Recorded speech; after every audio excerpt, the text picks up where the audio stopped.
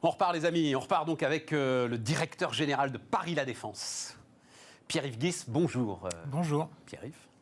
Alors, je le disais en sommaire, vous n'étiez pas encore là, jamais, je pense, directeur général n'aurait rêvé qu'un certain nombre de salariés, en fait, rêvent de revenir à la Défense. C'est-à-dire que je pense qu'il y en a un certain nombre là qui, enfin on l'entend beaucoup, qui ont quand même envie de retrouver le bureau, voilà. Et l'idée que, mais on va en parler justement, il n'y avait pas une attractivité folle à venir travailler à la Défense, ou alors peut-être que vous allez me contredire, mais c'est un peu l'impression que j'avais moi. Et là l'idée que, ça y est, cette grande dalle avec ses tours devienne à nouveau attirante, je pense que, voilà, je le dis avec un sourire évidemment, mais je pense que c'est peut-être un cadeau pour vous en fait, pour démarrer. Comment est-ce que vous regardez ? Parce que donc, nomination en novembre 2020. C'est ça. Vous n'avez connu la Défense, en tant que directeur général, vous n'avez connu la Défense qu'en tant TEMPS, que de télétravail. Alors, sachant que si on observe, oui, bien sûr, sachant que si on observe de manière peut-être un peu plus fine, on a déjà vu et on voit au jour le jour des variations. On a eu, par exemple, une reprise de la fréquentation assez marquée juste avant les fêtes de Noël. Il ne faut pas oublier que le quartier vit évidemment grâce aux tours de bureau, mais aussi par exemple grâce aux centres commerciaux. Ouais. Et on a constaté, on l'avait déjà constaté après la fin du premier confinement courant 2020, que dès qu'on ouvre un peu les vannes, dès que le gouvernement relâche la pression sur le confinement, le télétravail, les gens reviennent. On est à une fréquentation qui est à un étiage de 20-30% actuellement, donc c'est très faible par rapport à la normale. Mais dès que les contraintes ont été levées en 2020, on est passé rapidement à 60, 70, 80%. Et on s'attend, vous avez raison, à ce que les gens reviennent, alors sinon avec le sourire aux lèvres pour tous, en tout cas avec un certain entrain, dès que ce sera possible. Je crois qu'il y en a pas mal qui reviendront avec le sourire aux lèvres. C'est ce qu'on commence à percevoir. Je pense que beaucoup de vos invités vous disent la même chose. On est passé durant l'année 2020 par toutes les nuances du noir au blanc en matière de rapport au télétravail, de rapport au travail plus généralement. On a d'abord connu la période où la nouveauté du télétravail et la nouveauté de ces nouveaux rythmes de vie avait un pouvoir d'attraction important, séduisait beaucoup de monde. Et puis évidemment, les gens sont progressivement revenus. Et là, on est plutôt à l'opposé du spectre et avec une attente assez généralisée, autant des salariés que des employeurs et que de tous les gens qui fréquentent la Défense en temps normal, de revenir. Peut-être pas tout à fait comme avant, mais en tout cas de revenir et de pratiquer de nouveau le quartier. Nous, ce que nous disent par exemple, les grands employeurs de la Défense, on en connaît un certain nombre avec lesquels on travaille régulièrement, notamment, par exemple, Saint-Gobain, là, qui a inauguré en pleine pandémie son nouveau siège social, c'est qu'ils sont obligés de retenir les gens. Bon, il y a aujourd'hui des règles qui s'imposent, mais ils sont obligés de retenir les gens pour les empêcher de revenir, parce qu'il y a vraiment un appétit à revenir sur l'ensemble de ces tours. Néanmoins, est-ce que vous avez le sentiment, et ce serait une chance pour vous d'ailleurs, de pouvoir repartir sur une forme de page blanche autour de la définition de ce qu'est la Défense et la façon dont elle peut évoluer? Alors c'est compliqué et ce serait présomptueux de vouloir partir d'une page blanche sur un quartier qui est déjà la sédimentation, la résultante de plusieurs générations de projets, de crises, de nouveaux projets, de relance, etc. On est sur une page qui est perpétuellement en train de s'écrire, perpétuellement en train de se renouveler. D'ailleurs, ça commence quand, l'histoire de la Défense? Ça commence dans les années 50. Le premier bâtiment, c'était le CNIT, la voûte triangulaire. Ah oui, c'est le CNIT. Et après, c'est la Tour First, comme son nom l'indique, qui a été relookée récemment d'ailleurs. C'est un ensemble de tours. La tour First n'était pas tout à fait la première. Ce sont plutôt des tours avec un plan très géométrique. Il en reste une notamment qui s'appelle la tour initiale, qui est tout à fait au bout, au métro Pont de Neuilly. Et puis voilà, puis on voit encore facilement aujourd'hui quand on se promène dans le quartier les différentes générations de projets qui se sont succédés. Et donc voilà, je ne pense pas qu'on parte d'une page blanche, mais en revanche qu'on ait un certain nombre de choses à repenser et à reconstruire, c'est assez certain.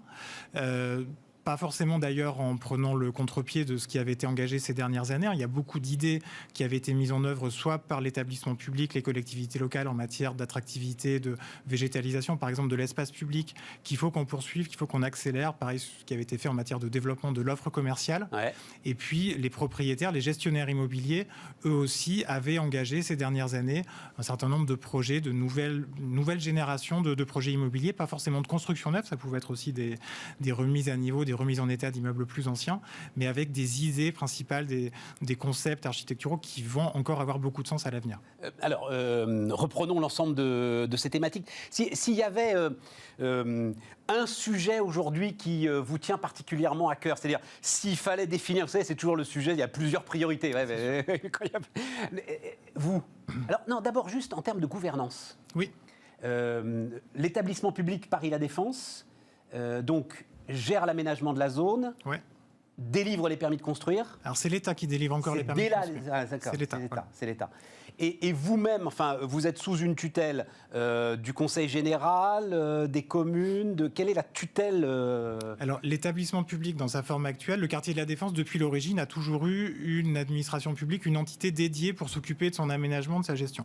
Donc on est passé par différentes phases d'histoire administrative comme la France sait si bien le faire. Ouais. Et dans la configuration actuelle, on a effectivement une seule entité qui s'appelle Paris La Défense, qui s'occupe de l'aménagement, c'est-à-dire transformer l'espace public, aménager l'espace public pour permettre la réalisation de projets immobiliers, qui s'occupe de la gestion de cet espace public, c'est-à-dire de son entretien, de son animation. Et qui est souverain par rapport... C'est parce que c'est les communes de Nanterre plutôt Courbevoie. C'est Nanterre plutôt Courbevoie, le département des Hauts-de-Seine, et puis on a aussi dans notre gouvernance la métropole du Grand Paris, la région Île-de-France et la ville de Paris, puisqu'il y a un pas de deux historique entre la ville de Paris et Paris La Défense. Donc notre gouvernance, c'est tout ça à la fois, plus l'État qui... comme vous l'avez dit, a toujours le pouvoir de délivrer les permis de construire, donc de mettre en application les décisions que nous prenons, et puis qui évidemment continue de suivre attentivement ce qui se passe. Et donc ça veut dire que c'est une gouvernance collégiale entre l'ensemble des acteurs que vous avez nommés les décisions se prennent à plusieurs, quoi. Enfin. Tout à fait. C'est le pari qui avait été fait au moment de la création de cette forme actuelle, donc il date d'il y a 3 ans, ça date de 2018. Avant, il y avait un établissement public de l'État et un autre des collectivités. Donc en 2018, on a mis tout ça dans une seule boîte, autour d'une même table, dans le même conseil d'administration, en faisant le pari, c'est un acte de décentralisation qui ne dit pas son nom, en faisant le pari que tout ce petit monde arriverait à fonctionner de manière consensuelle, concertée. Et au bout de 3 ans, on constate que ça fonctionne. Et on n'en parle pas beaucoup parce que c'est des sujets un peu techniques, mais c'est une vraie réussite. Oui, mais c'est quand même alors peut-être le principal enjeu finalement, que cette défense ne soit pas, alors pardon pour l'adjectif qui est trop utilisé, hors sol. En fait, qu'elle s'ouvre, que ce ne soit pas une sorte de château fort. Bien sûr. Et qu'elle s'ouvre justement sur les communes. Alors, vous avez parlé des enjeux prioritaires tout à l'heure des années à venir. Celui-ci en étant naturellement. Ouais. Le quartier a été construit, déjà il a été construit sur une dalle. C'était les grand paradigme de l'urbanisme un peu majestueux des Murges des années 50-60. Donc une dalle qui a été faite, qui a 12 mètres de dénivelé. Pompidolien.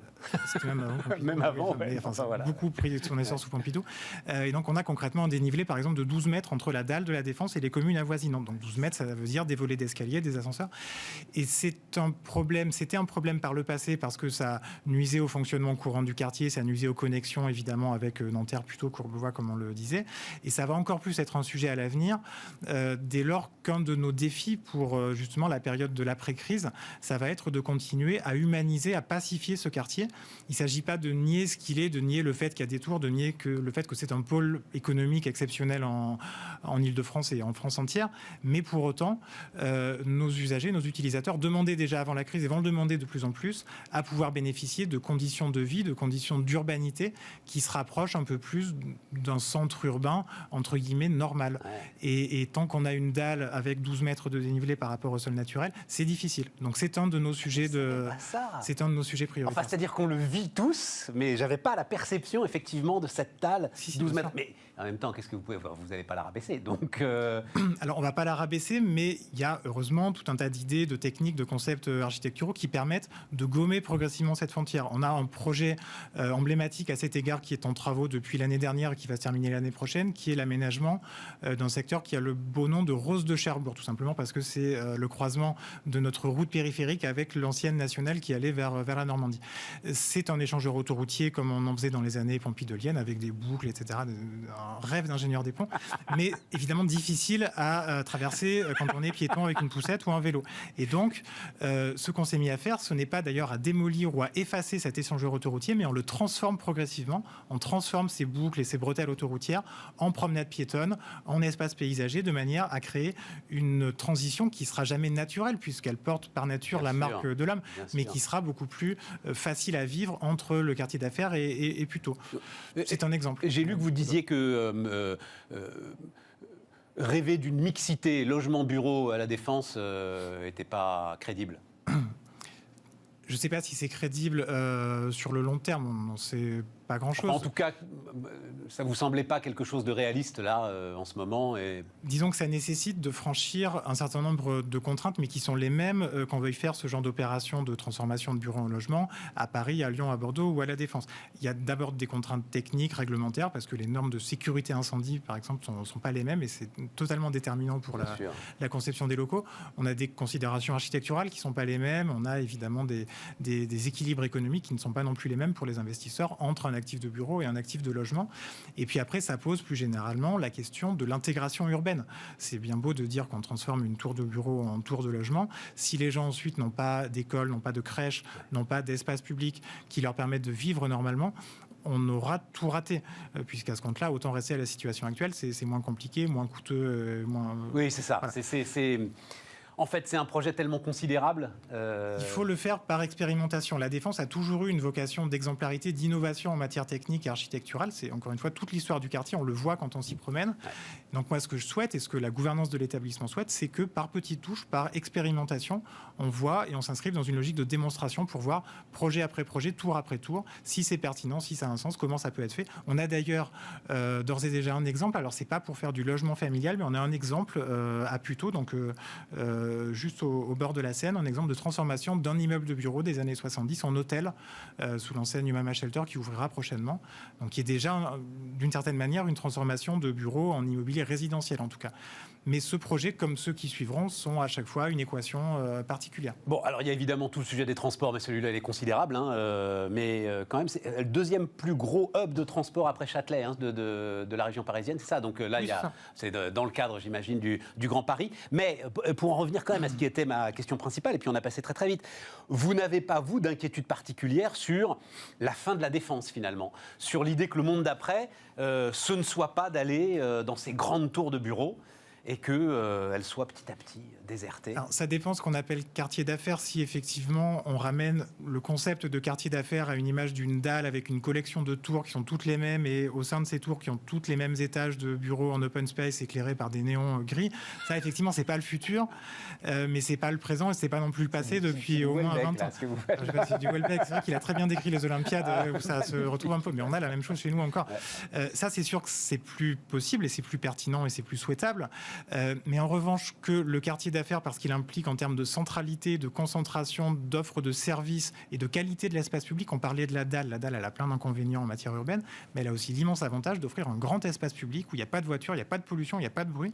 Et ça, dans un monde d'après-Covid où les gens se poseront la question forcément avant de sortir de chez eux des conditions dans lesquelles ils pourront cohabiter les uns les autres. Est-ce bien utile que je sorte, quoi ? Voilà, ça va être ça la grande question. C'est toute la question que la vie professionnelle, de manière générale, va devoir résoudre dans les années à venir. C'est comment on arbitre entre le fait de rester chez soi et le fait d'aller au bureau. Exactement. Et on n'ira pas au bureau comme une fin en soi, on ira au bureau si ça a une valeur ajoutée en termes de qualité immobilière, en termes de sociabilisation, en termes d'offres de services, en termes d'accessibilité. Et pour tout ça, jusqu'à ce qu'on invente un nouveau concept urbain, je sais que l'imagination est souvent fertile, mais pour l'instant, on n'a pas trouvé mieux qu'un quartier d'affaires ou qu'un quartier de ville en tout cas, avec la centralité, la connectivité en transport. Mais c'est super intéressant parce que pour vous, c'est une nouvelle forme de concurrence. Il y avait une forme de concurrence même à l'échelle internationale et européenne entre les différents quartiers d'affaires.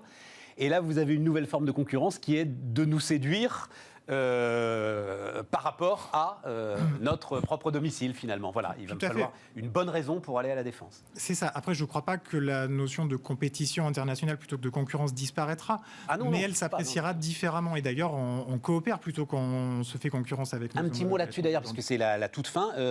Au moment du Brexit, enfin, je me souviens... d'Édouard Philippe disant le red carpet, le tapis rouge de David Cameron, vous allez voir, on va le mettre de l'autre côté, et c'est nous qui allons attirer l'ensemble de cela. Finalement, il ne s'est rien passé. Alors, on n'a pas vu de grands mouvements, de grandes migrations d'entreprises comme on avait pu éventuellement s'y attendre dans les années 2016-2017 au tout début. Il faut se souvenir d'abord que l'accord entérine le Brexit et qui définit ses règles, il existe depuis quelques mois. Il existe depuis le 31 décembre 2020. Il n'est même pas complètement écrit en matière de services financiers. Mais au-delà de ça, effectivement, je ne suis pas sûr que le sujet de l'avenir soit de se faire concurrence avec Londres ou avec d'autres métropoles européennes et mondiales, au sens de se piquer des entreprises, de se piquer des salariés. Quand on y pense, c'est extrêmement compliqué de déménager une entreprise entière d'un pays à l'autre. Alors, on a quand même fait des choses pour faciliter l'accueil des salariés étrangers. On a accueilli l'autorité bancaire européenne, qui était un vrai exemple de relocalisation qui s'est déroulé il y a 2 ans.